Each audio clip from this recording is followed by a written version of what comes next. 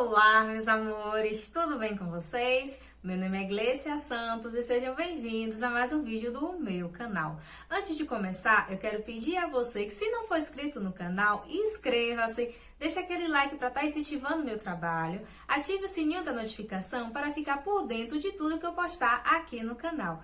E no vídeo de hoje faremos uma análise do movimento negro no Brasil. Então, roda a vinheta!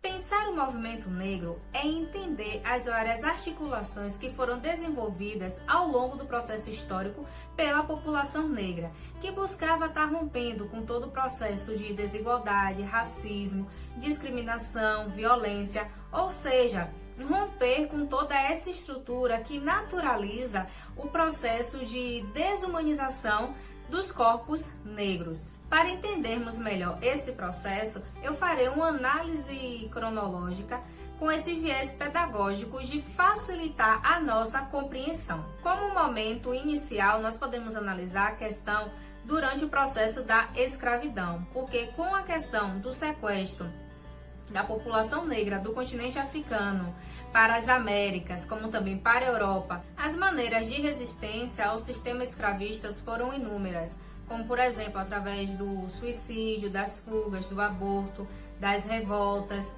da formação também de quilombos, como por exemplo teve o quilombo do Quariterê, que tem até um vídeo aqui no canal onde eu falo sobre o 25 de julho, que é comemorado o Dia da Mulher Negra Latino-Americana e Caribenha, onde eu falo sobre Teresa de Benguela, que foi líder do quilombo do Quariterê.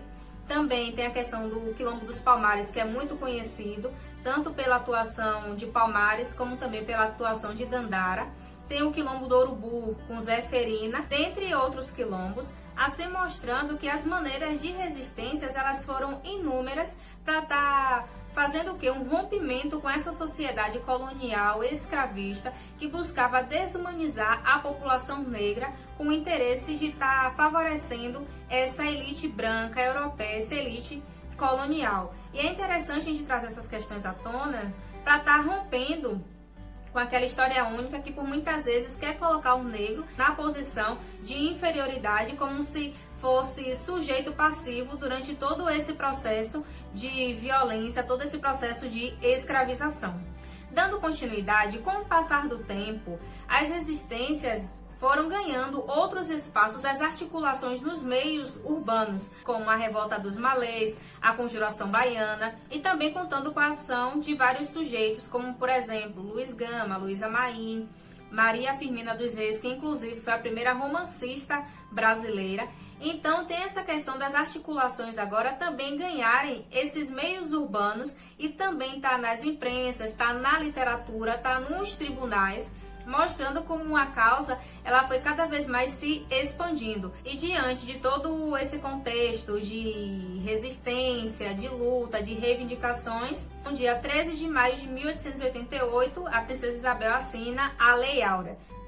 Aí vocês pensam, agora que teve o fim da escravidão, acabou com toda essa opressão, com essa violência, então o movimento negro também acabou, já que o movimento negro são essas ações que buscam estar trazendo melhores condições de vida para a população negra, que busca romper com todo esse processo de marginalização, com esse processo de violência. Mas infelizmente eu digo a vocês que a abolição da escravatura não contou com a inserção social, a inserção política, educacional da população negra na sociedade. Não teve a reparação histórica e nem nada do tipo.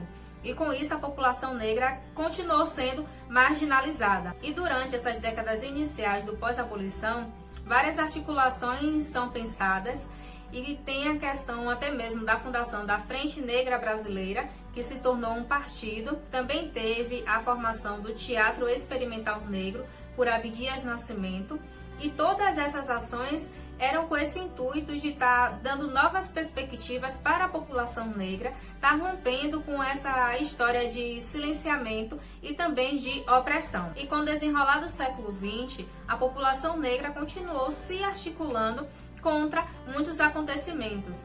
Tem, por exemplo, a questão que mais precisamente em 1964, a instauração da ditadura militar no Brasil, que durante esse período teve muita repressão, perseguição e censura aos movimentos sociais, às representações artísticas, à liberdade de expressão.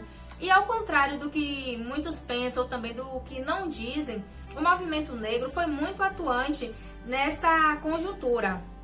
E nesse período tem a influência das questões externas do que estava acontecendo, como por exemplo nos Estados Unidos, com a questão da movimentação pelos direitos civis da população negra. Também teve a influência das ações que ocorreram no continente africano pela emancipação das colônias, como também contra a segregação racial que ocorria na África do Sul.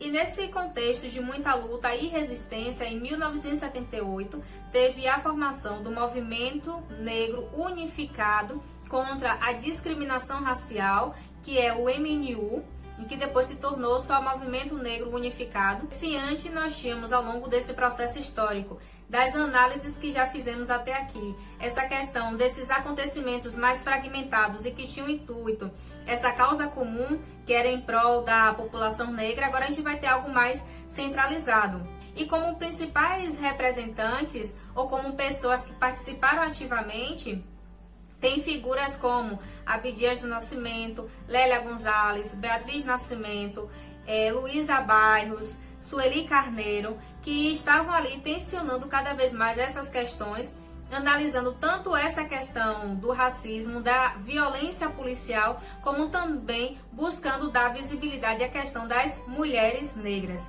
E com o passar do tempo, o Movimento Negro Unificado foi se ramificando para todo o país, e hoje já existem várias vertentes, várias bandeiras que são levantadas, que são pensadas em prol da população negra. E assim, a luta ela se dá de maneira constante e de maneira incisiva para pensar como a população negra deve ter os seus direitos garantidos. E é interessante ressaltar que todo esse processo de resistência também trouxe resultados, trouxe conquistas, como por exemplo a Lei 10.639, que estabelece como obrigatória o ensino da cultura africana e afro-brasileira nas escolas, sejam elas do ensino público ou do ensino privado. Também tem a questão das cotas raciais, que viabiliza possibilidades para a população negra. Sabemos que ainda há muito do que se conquistar, muito do que avançar, e por isso que o movimento negro ainda persiste na contemporaneidade e continuará persistindo enquanto houver essas desigualdades.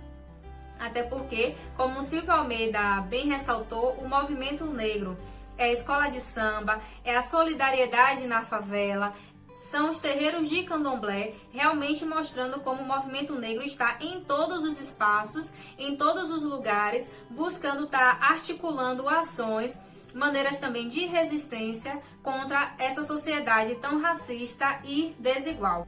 Então, assim, diante de tudo que analisamos, nós podemos perceber que o movimento negro se deu ao longo do processo histórico, buscando romper com essas barreiras que eram colocadas e que ainda permanecem para as pessoas negras, com essa questão do racismo, essa discriminação, essa desigualdade, marginalização, ou seja, essa naturalização dessas violências, e que o movimento se articulou de diversas maneiras e também através de diversas ações, e que a resistência permanece enquanto a sociedade não mudar. Mas por aqui eu encerro esse vídeo, espero que vocês tenham gostado. Se gostou, deixe seu like para estar incentivando o meu trabalho. Deixe aqui nos comentários dicas, sugestões, o que vocês acharam. Compartilhe com seus amigos, ative o sininho da notificação para ficar por dentro de tudo que eu postar aqui no canal. Se não é inscrito, inscreva-se e até a próxima!